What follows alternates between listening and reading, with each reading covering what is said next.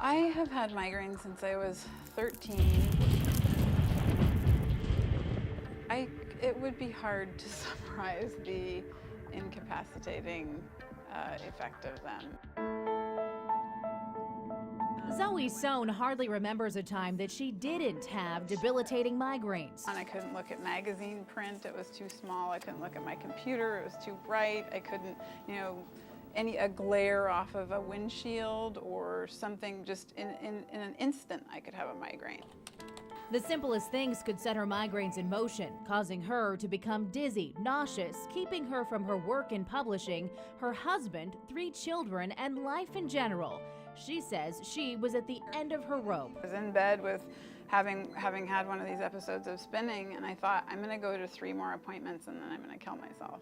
And then I caught myself and thought, okay, that's a little extreme, but I felt like I was a burden to my husband. Enter Sheldon Lowe, a Bay Area physical therapist for the past 35 years. Zoe was referred to Lowe for a neck issue, but quickly found the treatment could double as a way to give her some migraine relief through a simple head massage. It's my theory, and from my experience, I'm taking pressure off the scalp nerves, and that's taking away the impingement and the causative agent of the headaches. Zoe says the treatments were the answer to her prayers. So we wanted to know, how does it work? I'm actually working into the scar tissue and trying to break it down.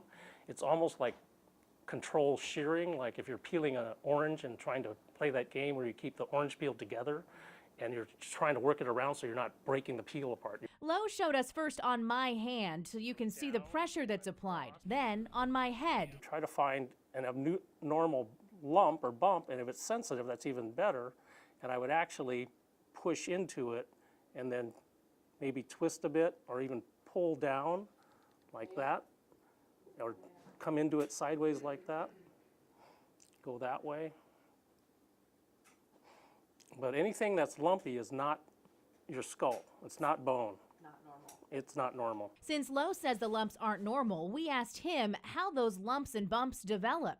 He says it starts as a small child when we fall. Once you hit your head and it raises a bruise, the bruise causes a little scarring, and you don't end up stretching it out. It just actually gets tighter as you get older. Lowe's studies have shown that over time, as the scarring cannot be stretched, it gets tighter, cranking down on the nerve endings in the scalp and contributing to migraine pain. It's all anatomically related to these adhesions, the scar tissue adhesions on your scalp. For Zoe and multiple other migraine patients that Lowe has seen, several massage treatments have led to great relief. Eventually he was pressing on my head and lightly, and I felt worse. And that actually to me was reassuring, because I thought if he can make this happen, then he's into the box, the control box. Now she says the frequency of the migraines has been dramatically reduced. Doctors usually treat migraines with medication, dietary changes, and rest, just to name a few. So we came to UC Davis to ask the headache experts,